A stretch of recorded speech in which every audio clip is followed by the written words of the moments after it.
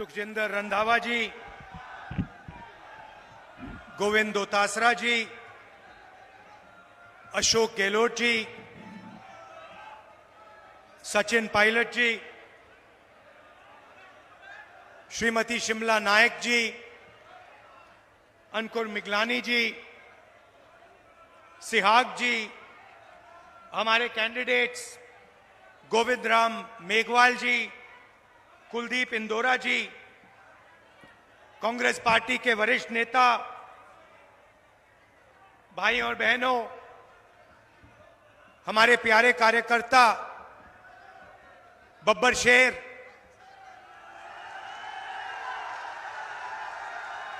जो कांग्रेस पार्टी की विचारधारा के लिए जान देने को तैयार होते हैं, और प्रेस के हमारे मित्रों, देश में सबसे बड़ा मुद्दा कौन सा है? बेरोजगारी। किसी से भी पूछो, यात्रा में मैंने हजारों लोगों से पूछा सबसे बड़ा मुद्दा कौन सा है, खट जवाब आता है बेरोजगारी सबसे बड़ा मुद्दा है। दूसरे नंबर पे कौन सा है? दूसरे नंबर पे महंगाई। दूसरे नंबर पे 90% लोग आपको कहेंगे पहले नंबर पे बेरोजगारी, दूसरे पे महंगाई। अब आपने एक चीज नोट की होगी कि हिंदुस्तान की जनता से अगर आप पूछें तो वो आपको बताएंगे पहले नंबर पर बेरोजगारी, दूसरे नंबर पर महंगाई। मगर अगर आप हिंदुस्तान के मीडिया से पूछेंगे या मीडिया को देखेंगे तो आपको लगेगा सबसे जरूरी मुद्दा अंबानी जी की शादी है,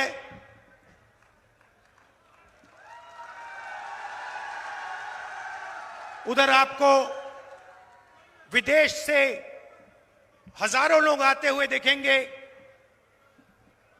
24 घंटा मीडिया में आपको नरेंद्र मोदी जी का चेहरा दिखेगा। कभी वो समुद्र के नीचे जाएंगे,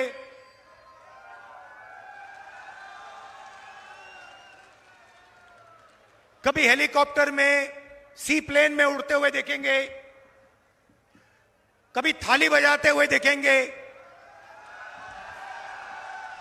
कभी मोबाइल फोन की लाइट बजा दिखाने को बोलेंगे।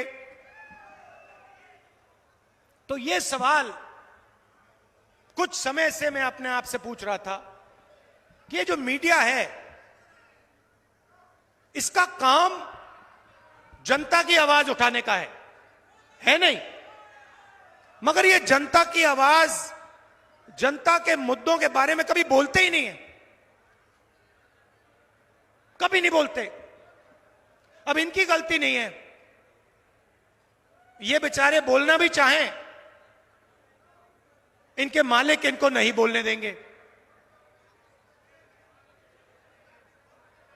अरबपति मालिक जिनका कंट्रोल है, वो इनको बोलने नहीं देंगे। मगर एक और बात मुझे पता लगी। कुछ महीने पहले मैंने मीडिया के बारे में, हिंदुस्तान की सबसे बड़ी कंपनियों के बारे में, प्राइवेट अस्पतालों के बारे में, प्राइवेट कॉलेज यूनिवर्सिटी के बारे में,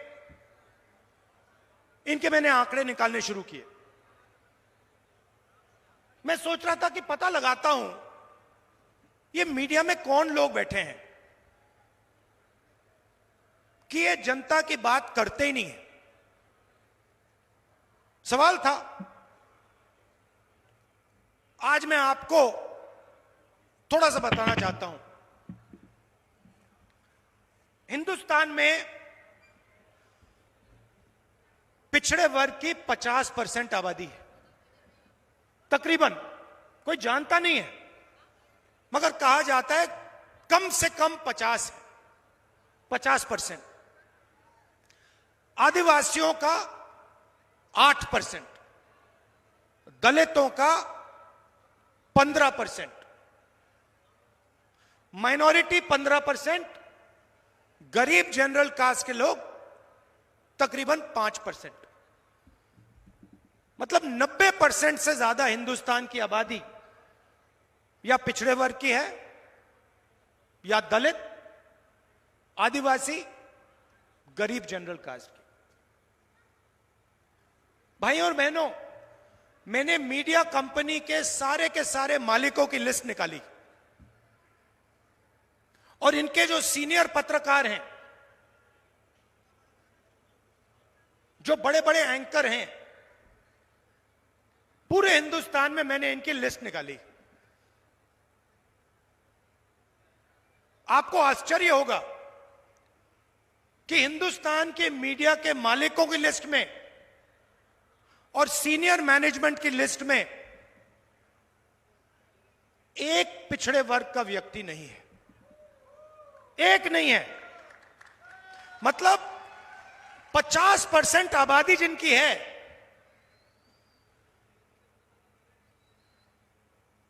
जो देश को चलाते हैं, मेहनत करते हैं, उनमें से एक व्यक्ति हिंदुस्तान की मीडिया में आपको नहीं दिखाई देगा। दलित 15%,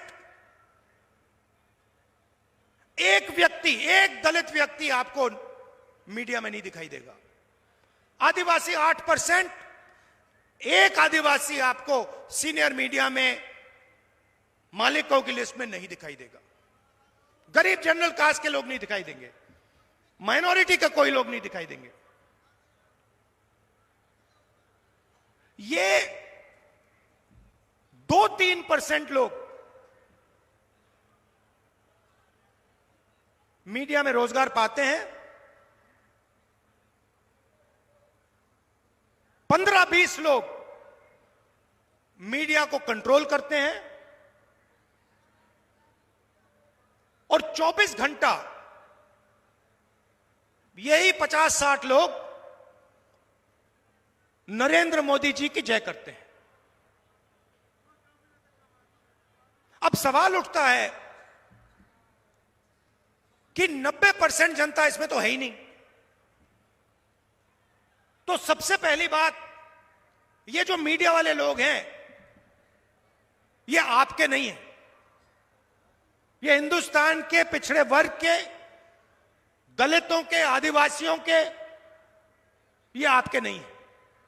क्योंकि अगर ये आपके होते तो पिछड़े वर्ग के लोग मीडिया की बड़ी बड़ी कंपनीज के मालिक होते, एंकर्स होते, सीनियर मैनेजमेंट में होते,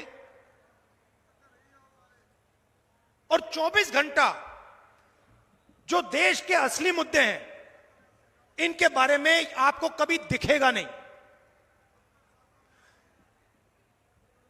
किसानों का एजिटेशन हुआ,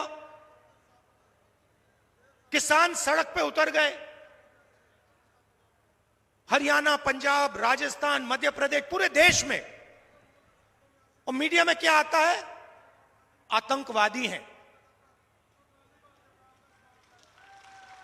मीडिया में आता है और बीजेपी के लोग कहते हैं आतंकवादी हैं। बेरोजगारी की बात कभी नहीं आएगी, महंगाई की बात कभी नहीं आएगी। इनका काम आपका ध्यान भटकाने का है। ये सिर्फ चाहते हैं कि पिछड़े वर्ग के मुद्दे, किसानों के मुद्दे, गरीबों के मुद्दे नेशनल और रीजनल मीडिया पे ना आए। और इनके जो मालिक हैं, इनको करोड़ों रुपए सरकार देती रहती है। मीडिया में आपका कोई नहीं, बताइए, हिंदुस्तान की सबसे बड़ी कंपनियों में 200 सबसे बड़ी कंपनी है, उनके मालिकों में और उनकी सीनियर मैनेजमेंट में मुझे बता दो पिछड़े वर्ग के कितने लोग हैं? एक नहीं मिलेगा। मैंने लिस्ट निकाली है, 200 नाम की लिस्ट निकाली, मालिकों की लिस्ट, सीनियर मैनेजमेंट की लिस्ट, उसमें आपको एक पिछड़े वर्ग का व्यक्ति नहीं मिलेगा, एक दलित नहीं मिलेगा, एक आदिवासी नहीं मिलेगा, एक गरीब जनरल कास्ट का व्यक्ति नहीं मिलेगा। नरेंद्र मोदी जी ने इन लोगों के 16 लाख करोड़ रुपए माफ किए हैं। अब आप कहोगे 16 लाख करोड़ रुपए कितना होता है? इतना बड़ा नंबर है, आपको और हमें पता ही नहीं लगता कितना बड़ा है। मैं बताता हूं आपको। नरेंद्र मोदी जी ने हिंदुस्तान के 25-30 सबसे अमीर लोगों का इतना कर्जा माफ किया जितना 24 साल मनरेगा में लगता है। समझिए बात, जितना 24 साल में मनरेगा में जाता है उतना पैसा नरेंद्र मोदी जी ने 15-20 लोगों का कर्जा माफ किया। देखिए, पहली लाइन में 3, 6, 9 कितने लोग हैं पहली लाइन में? तकरीबन 20 लोग होंगे। पहली लाइन में 20 लोग हैं। हिंदुस्तान की हालत समझनी है तो मैं बताता हूं आपको। हिंदुस्तान के सबसे अमीर 22 लोगों के पास उतना ही धन है जितना 70 करोड़ लोगों के पास है। एक तरफ 70 करोड़ लोग, उसमें पिछड़े वर्ग के लोग, दलित, आदिवासी, गरीब जनरल कास्ट के लोग, और दूसरी तरफ 22 लोग। 70 करोड़ लोग क्या कह रहे हैं? 70 करोड़ में से किसान कह रहे हैं हमारे को एमएसपी दे दीजिए। युवा कह रहा है हमें रोजगार दे दीजिए। महिला कह रही है महंगाई से हमें बचाइए। कोई सुनने वाला नहीं, कोई सुनने वाला नहीं। नरेंद्र मोदी सीधा कह देते हैं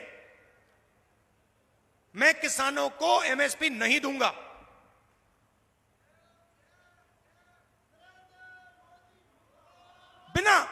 बिना झिझक के मैं नहीं दूंगा, और फिर कहते हैं वो तो आतंकवादी हैं। वायदा किया था 2 करोड़ युवाओं को रोजगार दूंगा, 15 लाख रुपए दूंगा बैंक अकाउंट में। 15 लाख रुपए से ज्यादा आपके जेब से उठा के ले गए। जीएसटी, नोटबंदी, लाखों रुपए। पहली बार किसान टैक्स देता है। हिंदुस्तान की हिस्ट्री में पहली बार किसान टैक्स दे रहा है। और जितना टैक्स आप देते हो जीएसटी में, उतना ही अदानी देता है। यह आपने शर्ट खरीदी, 18% जीएसटी आप दोगे। यही शर्ट अगर अंबानी या अदानी खरीदेगा, वो भी 18% ही देगा। तो धन आपका, वो अरबपति है। और जितना टैक्स किसान देता है उतना वो देता है।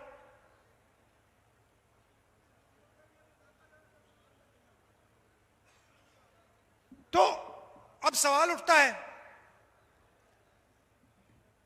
कि बीजेपी ने लाखों करोड़ रुपए अरबपतियों को दे दिए। वो कहते हैं मैं पिछड़े वर्ग का हूं। अगर आप पिछड़े वर्ग के हैं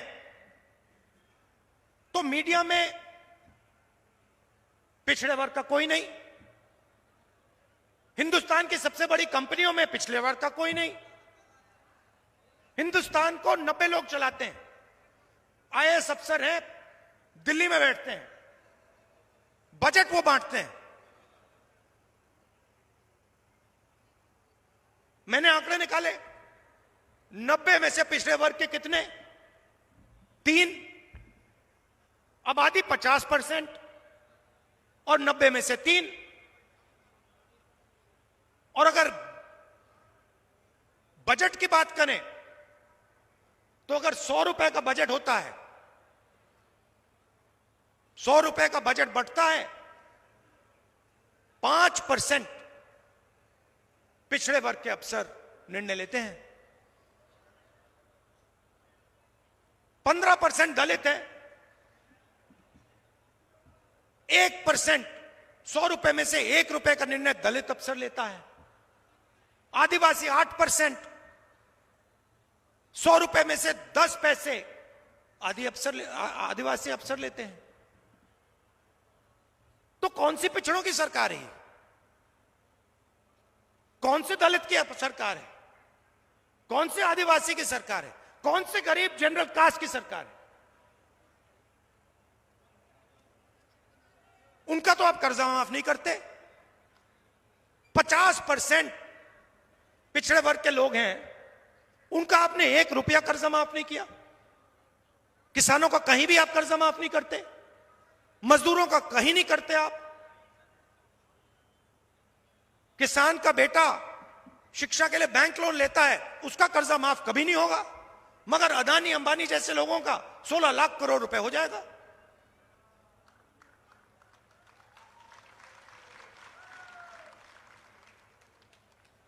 चौबीस घंटा मीडिया बात करेगी, कभी आपको क्रिकेट दिखाएगी, कभी आपको बॉलीवुड के स्टार दिखा देगी, ध्यान इधर उधर करवाएगी, और फिर आपका जीएसटी का पैसा सीधा उन्हीं 20-25 लोगों के जेब में जाता है। तो सवाल उठता है कांग्रेस पार्टी को क्या करना है? मैं आपको बताता हूं, यहां पे लिखा है,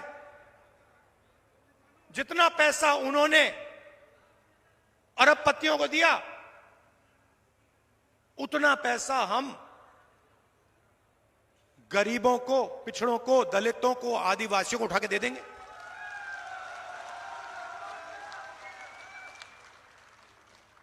और आप देखना, चुनाव जीतने के बाद जब हम ये करेंगे तो सारा का सारा मीडिया कहेगा कि देखो आप किसान की आदत बिगाड़ रहे हो, आप मजदूरों की आदत बिगाड़ रहे हो। हमने मनरेगा किया, मेहनत करके मजदूर को पैसा मिलता है, फ्री में नहीं मिलता। सारी की सारी मीडिया कहती है नहीं देखो, यूपीए की सरकार मजदूरों की आदत बिगाड़ रही है, आलसी बना रही है। मगर जब हिंदुस्तान के अरबपतियों का कर्जा माफ होता है तो उनकी आदत नहीं बिगड़ती, वो आलसी नहीं होते।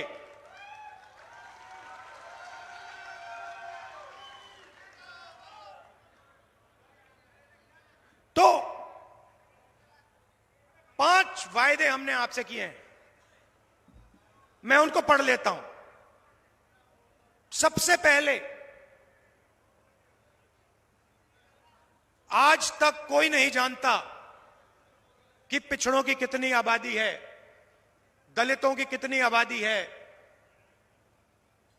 आदिवासियों की कितनी आबादी है, कोई नहीं जानता। तो हमारा पहला काम, जाति जनगणना। चोट लगती है, डॉक्टर कहता है एक्सरे करो। चोट हिंदुस्तान में जनता को लग रही है।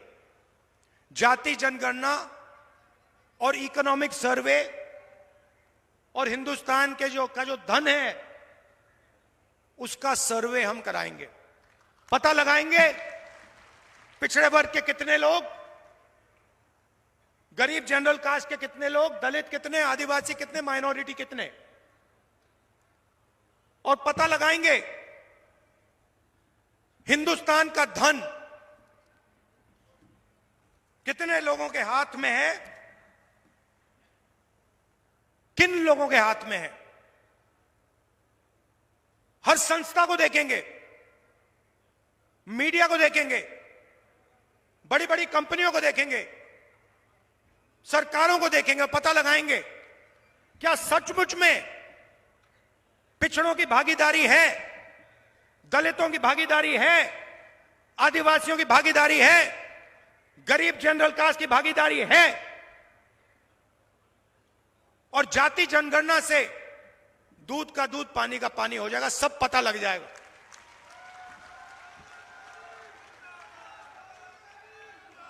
दूसरा काम देखिए, मेरे दिमाग में एक नंबर है। नरेंद्र मोदी जी ने 16 लाख करोड़ रुपया 22-25 लोगों का कर्जा माफ किया है। मैं उस नंबर को लिए चल रहा हूं। अगर नरेंद्र मोदी जी ने अरबपतियों का कर्जा माफ किया, उनकी मदद की, तो हम हिंदुस्तान के हर गरीब की मदद करेंगे, उसकी रक्षा करेंगे। तो हमारा दूसरा काम हिंदुस्तान की हर गरीब परिवार में एक महिला को, अच्छी तरह सुनिए, हिंदुस्तान के हर गरीब परिवार में एक महिला को कांग्रेस पार्टी की सरकार साल का 1 लाख रुपया बैंक अकाउंट में डाल देगी। आप अगर गरीब हो, चाहे मजदूरी करते हो,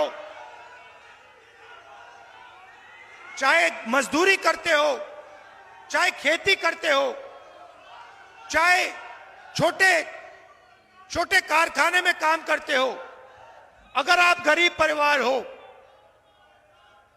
आपके परिवार में एक महिला को महीना का 8,500 रुपया, साल का 1 लाख रुपया सरकार बैंक अकाउंट में डाल देगी और उस दिन तक डालेगी।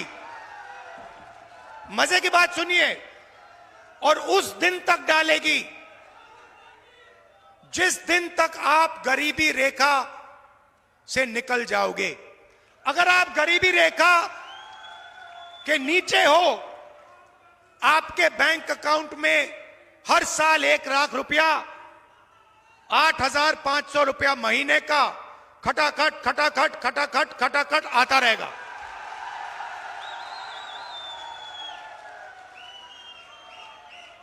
और एक झटके से हिंदुस्तान से हम गरीबी को मिटा देंगे। अब दूसरा काम नरेंद्र मोदी जी ने कहा 2 करोड़ युवाओं को हम रोजगार देंगे। झूठ बोला। जो अमीर घर के लड़के होते हैं, लड़कियां होती हैं, वो अप्रेंटिसशिप करते हैं। शब्द आपने सुना होगा। उनको ट्रेनिंग के लिए 1 महीना, 2 महीना, 6 महीना बड़ी बड़ी कंपनियों में भेजा जाता है। उनको पैसा मिलता है और ट्रेनिंग मिलती है। हिंदुस्तान में गरीब लोग अप्रेंटिसशिप नहीं कर सकते। सिर्फ अमीर लोग अप्रेंटिसशिप कर सकते हैं। सिर्फ अमीर लोग अपने बच्चों को प्राइवेट सेक्टर में, पब्लिक सेक्टर में अप्रेंटिसशिप करवा सकते हैं। हमने पहले रोजगार का अधिकार दिया, मनरेगा दिया। गांव में जो भी मजदूरी करते थे उनको हमने रोजगार की गारंटी दी। अब हम हिंदुस्तान के हर युवा को अप्रेंटिसशिप की गारंटी देने जा रहे हैं। अप्रेंटिसशिप कानून क्या कहता है कि अगर हिंदुस्तान का कोई भी युवा, शिक्षित युवा, अगर अप्रेंटिसशिप चाहता है तो प्राइवेट कंपनियों में, पब्लिक सेक्टर यूनिट में, सरकारी कंपनियों में, सरकारी ऑफिसेज में उसको 1 साल की अप्रेंटिसशिप और 1 लाख रुपए हिंदुस्तान की सरकार देगी। और फिर अगर वो युवा अच्छी तरह काम करेगा, 1 साल के अंदर अच्छा काम करेगा, 1 लाख रुपए तो मिलेंगे ही मिलेंगे, मगर फिर उसके बाद उसको नौकरी भी मिल सकती है। भाइयों और बहनों, 30 लाख सरकारी पोस्ट हैं, नौकरियां हैं, 30 लाख। नरेंद्र मोदी जी ने उनको खाली रखा, अपने जो 20-25 मित्र हैं उनकी मदद करने के लिए। हम 2 काम करने जा रहे हैं। पहला काम, 30 लाख सरकारी रोजगार आपके हवाले करने जा रहे हैं। और दूसरा काम, और यह सुनकर करोड़ों लोगों के दिल में खुशी आएगी, जो ठेकेदारी प्रथा है, कॉन्ट्रैक्ट लेबर है, उसको हम पीएसयूज में और सरकार में खत्म करने जा रहे हैं। अब हिंदुस्तान में अगर कोई सरकार में काम करेगा तो वो कॉन्ट्रैक्ट से, ठेकेदारी से नहीं करेगा, उसे परमानेंट जॉब, परमानेंट जगह दी जाएगी, उसे पेंशन दी जाएगी और उसके परिवार की रक्षा होगी। चौथा काम, नरेंद्र मोदी जी ने किसानों से साफ कह दिया, आपका कर्जा माफ नहीं होगा, आप आतंकवादी हो और आपको सही एमएसपी नहीं देंगे। हमारी सरकार आएगी, कानूनी एमएसपी कांग्रेस पार्टी हिंदुस्तान के किसानों के लिए लागू कर देगी।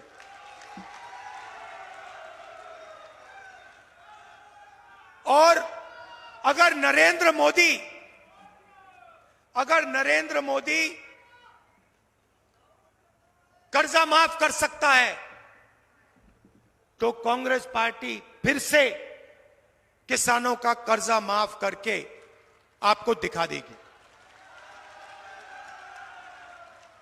तो ये मैं आपसे कहने आया था कि देखिए, जितना उन्होंने 20-25 लोगों को दिया, उतना हम हिंदुस्तान के करोड़ों लोगों को देंगे।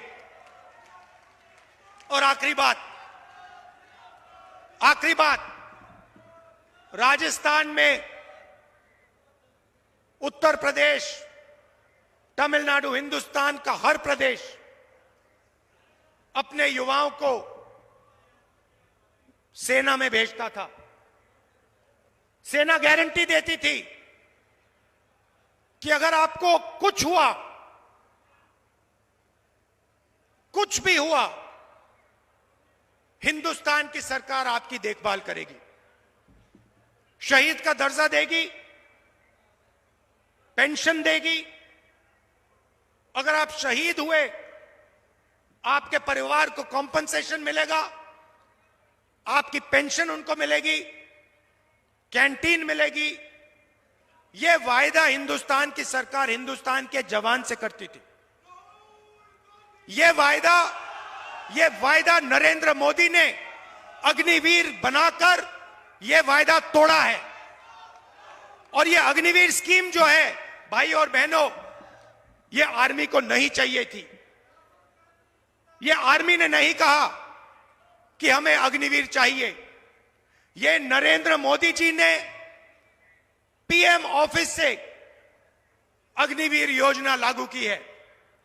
जैसे ही हमारी सरकार आएगी, अग्निवीर योजना को हम रद्द कर देंगे और जो पहले गारंटी हमारे जवानों को दी जाती थी, शहीद का दर्जा, पेंशन, कैंटीन, ये हम एक बार फिर हमारे जवानों को देने जा रहे हैं। आप सब यहां आए, गर्मी में आए, दिल से आपका धन्यवाद करता हूं। भाइयों और बहनों, ये चुनाव संविधान को और लोकतंत्र को बचाने वाला चुनाव है। ये चुनाव 90% वालों का चुनाव है, पिछड़ों का, दलितों का, आदिवासियों का, गरीब जनरल कास्ट का। एक तरफ अदानी जी और हिंदुस्तान के बड़े बड़े अरबपति, नेशनल मीडिया, पूरा का पूरा धन उनके हाथ में, कांग्रेस पार्टी के बैंक अकाउंट बंद कर दिए, इलेक्टोरल बॉन्ड से दबाव डालकर, हफ्तेबाजी कर बीजेपी ने हिंदुस्तान के बड़े बड़े उद्योगपतियों से पैसा लिया है। ये चुनाव गरीब और 25 अरबपतियों के बीच में चुनाव है। कांग्रेस पार्टी को जिताइए। हमारे यहां जो कैंडिडेट हैं उनको भारी बहुमत से जिताइए। आपका बहुत बहुत धन्यवाद। नमस्कार, जय हिंद। धन्यवाद राहुल गांधी जी। ईद और गणगौर की राहुल गांधी जी हाथ हिलाकर बधाई दे रहे हैं आप सबको। अब मैं राजेंद्र जी भादु, जो कि बीजेपी छोड़कर जो है कांग्रेस ज्वाइन कर रहे हैं, उसके लिए गोविंद सिंह जी डोटासरा साहब जो है सापा बनाएंगे। हमारे बीच में सचिन पायलट साहब पधार चुके हैं। सचिन पायलट साहब पधार चुके हैं, उनके लिए उद्बोधन देंगे सचिन पायलट साहब, रंधावा साहब। आदरणीय राहुल गांधी जी, अशोक गहलोत जी, डोटासरा साहब, रंधावा जी, हम क्षमा चाहते हैं देर से आपके बीच में आए। अभी राहुल गांधी जी का भाषण आपने सुना और उन्होंने आह्वान किया है कि देश में और प्रदेश में भाजपा की सरकार ने हमारे साथ जो धोखा दिया है, किसानों को संगठित कर 36 कौम के लोग, विशेष रूप से नौजवान, हम सब मिलकर कांग्रेस पार्टी के उम्मीदवारों को जिताएं। गोविंद जी को, कुलदीप जी को अपना आशीर्वाद दें और हमको आश्वासन देते हैं राहुल जी, कांग्रेस पार्टी मजबूती से, एकजुटता से चुनाव लड़ रही है और भारी बहुमत के साथ कांग्रेस पार्टी यहां से जीतेगी। आप सबका बहुत बहुत धन्यवाद। राम राम साहब। बहुत बहुत धन्यवाद। बीडी कल्ला साहब धन्यवाद देंगे। बीडी कल्ला साहब धन्यवाद स्वरूप दो सब कहेंगे। आप सब अपने अपने स्थान पे खड़े रहें। बीडी कल्ला साहब धन्यवाद। राहुल जी एक घोषणा करेंगे अनूपगढ़ के लिए। आप सब बैठे। आदरणीय राहुल गांधी जी। अभी मुझे बताया गया है कि आपकी रेलवे की समस्या है। चुनाव जीतने के बाद मैं ये पर्सनली आपका काम कराऊंगा। मैं राहुल गांधी जी का